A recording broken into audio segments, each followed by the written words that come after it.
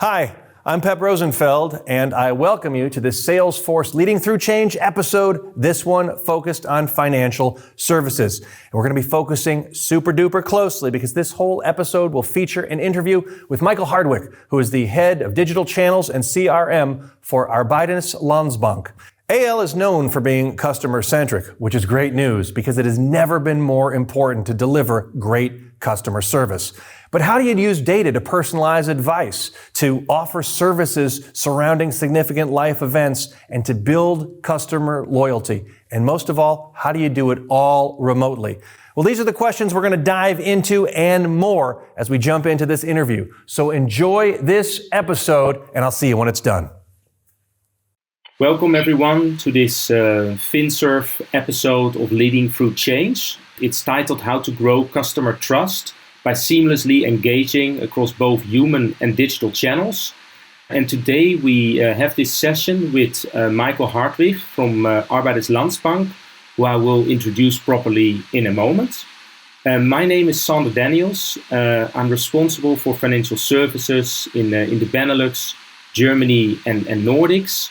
And I like to take you on this journey, how in this new normal we can continue to service our customers in the best possible way.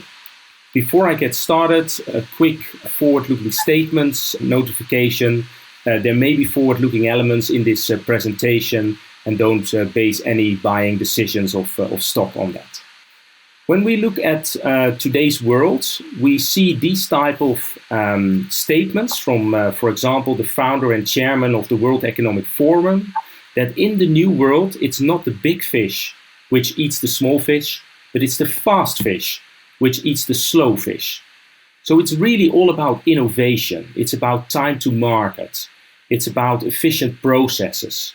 And today with Arbejdernes Landsbank, we will look into some of these elements and how you can drive a superior customer experience at the same time. So let me now introduce Michael. So Michael and I have worked for many years, actually since early 2017. And Arbejdernes Landsbank uses Salesforce across sales, service and marketing. And Michael is my main counterpart. He's the head of digital channels and CRM. And Michael will now properly introduce the bank. Thank you, Sander. Yes, my name is Michael Hardwick. I have been working with AL Bank since 1998, so around 22 years from now. I started out as an advisor. I have been a project manager in our IT department, and then a Salesforce project came along, and I took that up. And now I'm head of the CRM and digital channels, as Sander told me. It's been just a great journey all along with you guys. I want to introduce you a little bit about what AL is. It's a bank in Denmark. It's a small country that you know. We were founded in 1990 by the unions, actually to ensure the trust and also to give the members a fair set of reasonable offers instead of all the other banks that were at that time. To mention about Denmark, it's a small country. We only have like 5.5 million citizens. So it is a smaller scale than some of you might be able to know about. AL is the 7th biggest bank in Denmark, and we have about 300,000 retail customers at the moment, and also a little bit of B2B customers as well.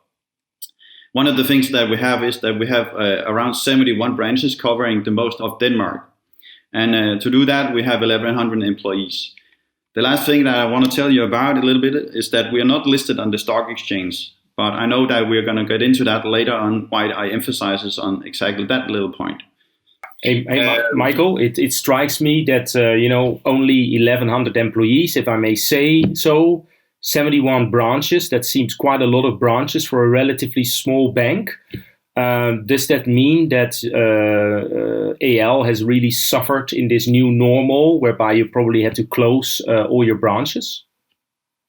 Well, actually, we haven't suffered that much. Of course, everybody feels the crisis at the moment, but we have worked out a very quick scale on how to work from home. So within 1 week, we actually turned over all our 500 our employees to work from home with our virtual desktops and stuff like that. So due to having everything in the cloud, it was possible to do that within 1 week. When we actually, if you heard Lars Ulrich talk to Mark Benioff the other day, Denmark was one of the first countries to close down completely, and we did that, and everybody had to start working from home, even the advisors as well. So impressive. Okay, you want to say a bit more about AL? Yeah. One of the things that we are completely, utterly proud of is that due to our 100 years on the back, we have been nominated for the 11th year in a row in the biggest analysis in the banking market in Denmark to be the most customer satisfied bank that you know among all the Danish banks. 11 years in a row, that is something that we are really, really proud of, and that we work for every single day that we go to the job. One of the things that we have done about it is we really try to put our customers first. Of course, we do that with you guys, with Salesforce. We have been doing that since 2017 with you, Sander. And one of the things that we have actually been doing is in taking out a whole year saying that how can we put the customer first? How can we do that? And we made a project out of it. So every single branch, HR, IT, finance, everybody was giving a task for that 1 year saying, how do we help the customers have a better experience with AL? And was put into 3 simple things. Either you come up with a task or a project or something like that within accountability, present, or simple. One of these things, you had to come up with projects that you can do yourself in every single branch or department or whatever your team you're sitting in. So within their own control, they had to use or define projects that they could put first and say, how could we make the customer experience even better than we do today? Thank you, Michael. Very impressive, and congratulations, of course, with that 11th year in a row highest customer satisfaction rank. I mean, that's very impressive. From my perspective, I travel a lot in Europe. I meet a lot of banks and insurance companies, and of course, some of them have suffered a bit in the new normal. So we've talked a lot with our customers about how can we support them from a Salesforce perspective. And here are just a couple of thoughts. I mean, if I look at the service channel, the contact centers, I think one of the key things where we've been able to help our customers is web to text and sort of chatbot technology, really standing up what we would call a virtual control room. So taking everything that you have as a company on premise and just being able to operate that from home. And to also do like the call deflection and sort of moving the time spent on customer calls much more to digital channels. And as research shows, great customer self-service actually improves customer satisfaction. So it doesn't even need to be in any way detrimental to your customer service.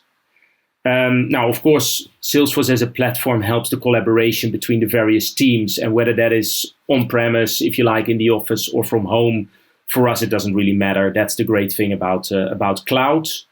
I think what I've also seen is a renewed interest from my customers in live events. So truly understanding what are customers going through in this new normal. Do they have financial difficulties? Or is there happiness, like the birth of a child, or are people moving a house or things like that? And I think about half my customers are able to ingest that customer behavior and understand these live events and then directly respond to them. And the other half may not. And I see a big investment in that. Later on, we talk a little bit about analytics and online learning, and to really drive cultural change as well. That's another thing I've picked up with my customers, that they see this as an opportunity for renewed focus, not only on digital transformation, but also on, is our culture right for the here and now? Is our culture a culture where we really focus on the customer, even if more remotely? And then later on during this presentation, we talk a little bit about efficiency in KYC and customer onboarding. So, Michael, you sent me this graph, and I think it shows the number of leads captured within Salesforce during the last 3 months, and it looks remarkably good and flat. What can you say about this? Yeah, well, one of the things that we have experienced due to our 11th year in a row nomination and even awarded for it is that we have a massive amount of customers coming into us. It's not only been the last year, it's been actually the last 6, 7, 8, 9 years. It's just been increasingly going on. And the statistics shows that the amount of leads coming in every single day. I personally was very curious to see how the new corona crisis would affect that kind of movement onto our bank as well. Because the whole country was shut down and everybody was sitting at home. And we were very curious about saying, okay, is that going to affect the mindset of people saying, okay, do I need to change my bank right now, or do I have to stay where I am and trust those that I know the most, or should I do the shift right now? And actually, if we look around the dates on the statistics, it doesn't really show any effect. And it's really been amazing how to look into that.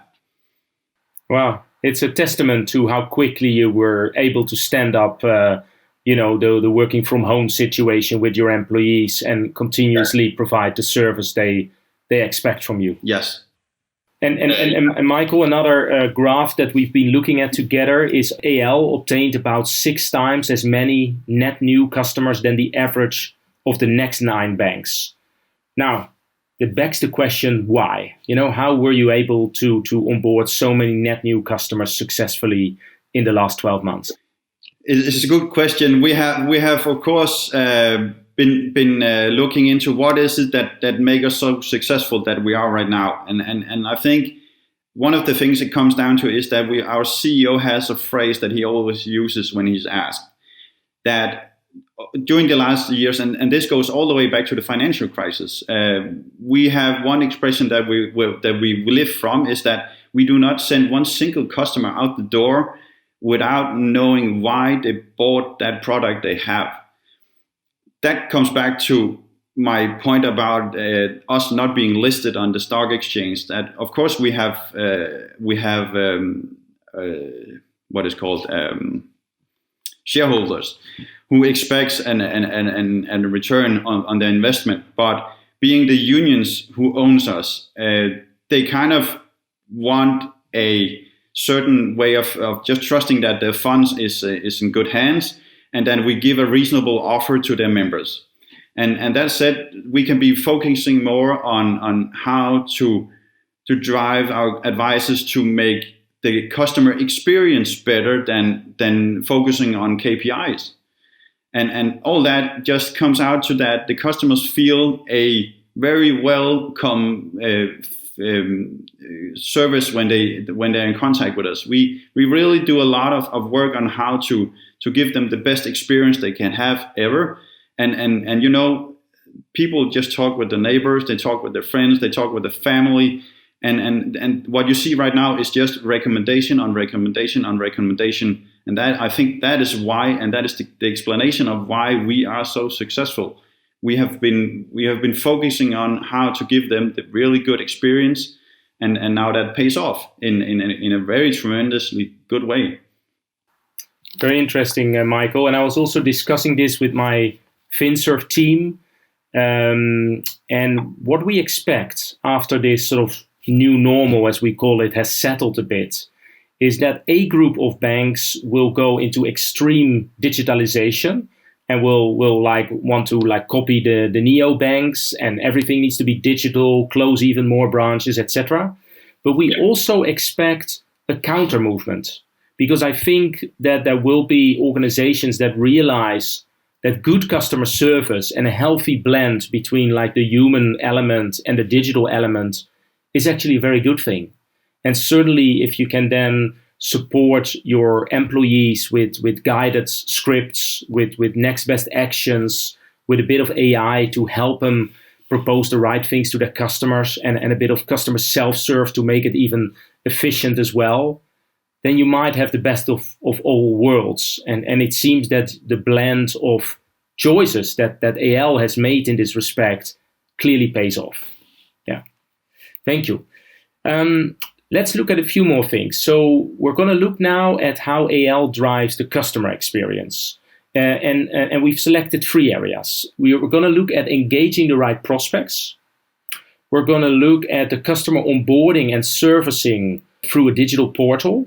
So how can you do some of your servicing through customer self-serve to take some of the burden of your employees, and to also give customers quick time resolution to questions. And then we're going to look at customer centricity and how do you drive that. So Michael, AL established this whole new way of interacting with the customers back in 2018, and it looks a bit like a cafe. Please tell us more. It was inspiration that we got from outside, but we took it in and made it our own. The location, just to put that in, it is established in the center of Copenhagen. You don't get any more busy place than that. It is the center where everybody goes through every single day to get to work and stuff like that. We opened it up with a joint venture with a cafe downstairs. They were called Emery's. Everybody would say that it looks like Starbucks, but it's just a Danish brand instead. It's great. It's perfect. So they buy their coffee downstairs. They go upstairs, and then they have this hangout area or universe or whatever we call it, where they can feel free to just sit down and have their meeting, have their laptop open, free Wi-Fi. You can talk to everybody. You can have your meetings. Do whatever you feel like. We have around 300 plus unique visitors every single day there. And then what you can see at the bottom picture is actually our branch is at the end, behind the glass, and all the customers are sitting right on there. So we do that we go out and we test concepts, we test products, we interview some of the guests, we use them for purposes of being better of all our customers' offers and the experiences, and we test it. It's a free test environment that you can call it. And of course we try to use it to think of how can we be a better bank tomorrow. So the future bank of tomorrow could look like some of this, you know. Yeah, and I know you got great coffee from the times we've been there together. So if I lived in Copenhagen, I definitely spent more time in your cafe. So let's now look at engaging the right prospects. AL has publicly stated by the CEO that absolutely every customer is welcome. And it's not just a statement, they live by that. So customers that may not make the selection, if you like, with other banks can always find a good bank in AL. But then that begs the question for me with Michael, so surely you must also target specific audiences. So let's look at what that looks like for AL with Michael. Yeah. Like you said, our CEO publicly stated that we are a bank for everybody. It's founded into our DNA from back in 1990 that everybody is welcome. Of course, you can always live by that. So you have your target, and like everybody else of the banks in Denmark, we target the homeowners. That is our primarily target group to do that. In order to prioritize those customers first, we needed to, of course, engage with some relevant content. We do that very much on SoMe and through social studios and marketing cloud and stuff like that. And of course, if a lead is coming in saying that he owns a house or he want to buy a house, we actually made a concept of that, saying that, okay, if you come in or you call us saying, I want to buy a house or an apartment or something like that, we drop what we have and we serve you first and you have your answer within 24 hours. So that is one of the way that we look on how to target the right prospects, is saying, okay, you go first in line here. Very good. So everyone's welcome, but particularly if you're a homeowner, you get the royal service and you'll be a customer for life. That's sort of what I got from here. Thank you. Okay, now from a Salesforce perspective, if we look at truly understanding your customers, what I've seen in the particularly the last 12 months is we really don't receive any like request for proposal that is focused on just CRM. It's always that combination of KYC, customer onboarding, and great sales and service. And potentially, of course, the marketing element as well. But the KYC and the CRM are no longer seen as separate. And that makes a lot of sense because if you're going to prospect customers, if you're going to attract new audiences, it makes a lot of sense to segment your customer base right from the off, to apply the right selection criteria, to onboard those customers that really fit your DNA as an organization. And then, of course, we talked about the live events and the business plans and the business milestones. I mean, what a great way to get to know your customer from a regulatory perspective and from an onboarding perspective, and directly understand their identity and their dreams, and directly be able to have a differentiated communication strategy to attract those customers for life. So that's what we see in the market.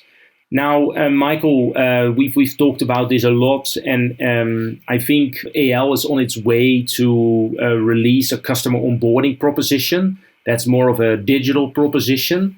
Can you tell them more about that, please? Yeah. At the moment, we are working together with our partner BEC on a solution in Community Cloud where we will have the ability to communicate in a safe environment with our prospects. We are able to solve one of our biggest pains is that to have them upload documents that we need for serving them and making them into a customer at our bank, again, in a secure environment. So it not has to be on email and stuff like that. And then, of course, we have some automated solutions that we're going to use. We already have them today, but we're going to put it out in the community as well, where we can get the e-tax, as we call it, income information and the annual tax return ingestion right into our systems. So we could do some automated credit scoring and stuff like that later on. And then further down the roadmap, we will do some FSC data where we can do some track and trace. We can show the customers different stuff of what we have on the Salesforce platform and stuff like that. That makes a lot of sense. I see the same trend with a lot of my customers, that they started maybe with a digital service manager or whatever you would call it to provide customers superior customer self-serve, to publish the internal knowledge articles externally so customers can browse for help, to make that help available through chatbot technology, potentially even WhatsApp, so customers can interact with it and ask questions. And then a lot of my customers are moving into the KYC and onboarding domain, where we've seen a lot of banks announce that they have massive file remediation to do.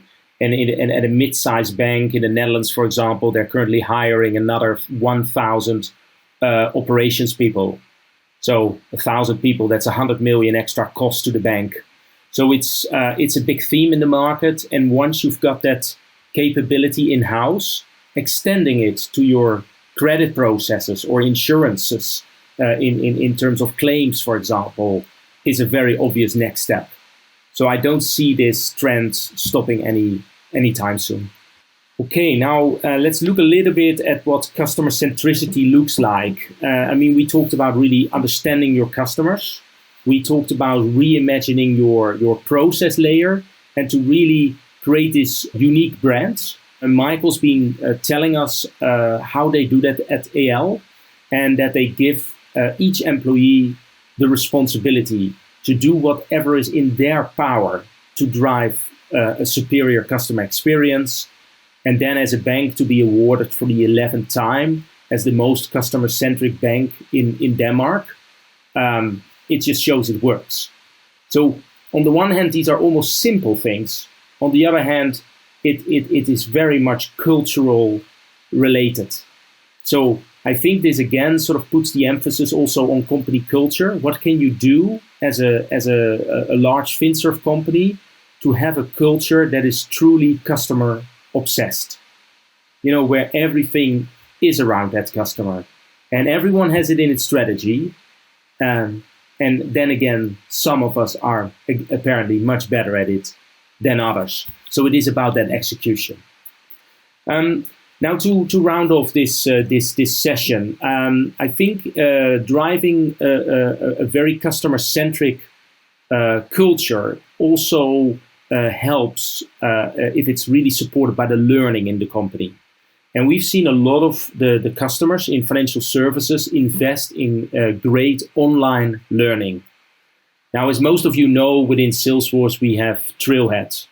And Trailhead is a free resource to our customers. It has hundreds and hundreds of trails around anything from customer self-serve to analytics to AI to marketing engagement and, of course, superior sales and service. So if you were to go simply to Google and you look up Salesforce Trailhead and you search on Financial Service Cloud or FSC, you will get to a host of resources for the financial services industry. And I would really welcome you to make the most of this particular time when people still work a lot from home, to invest in a bit of training, to understand, for example, our financial services data model, to look at what a culture of financial analytics could mean to your understanding of customers. So with that, I'm going to sort of round off this session. Let's keep the conversation going. So as a call to action, if you like, you're totally welcome to message Michael Hartwig or myself on LinkedIn. We publish a lot of our customer stories on the Salesforce website. So please just have a look, see what good looks like to you, what inspiration you could get from those. And then, of course, there's too much to cover on this short session, but we have a host of solutions about COVID-19 response for lending repapering. You know, all those banks that are currently providing payment holidays, that are extending loans. How do you do that digitally? How do you make the most of our, for example, mortgage data model and our workflow capability that is configurable without coding? We can stand up a solution for you in 2 weeks' time, maybe free, but it's that quick. So, feel free to get in touch with myself. I've put my email address here at the bottom as well. Same for insurance companies, if it's around, digital handling of claims or standing up a digital service center. All these capabilities, are frankly quite native to Salesforce. That is the way we've always operated. So with that, I really like to thank Michael for his very open way of explaining to all of us what great customer service looks like at Arbejdernes Landsbank. And I hope to see you soon. Thank you from both of us. Thank you.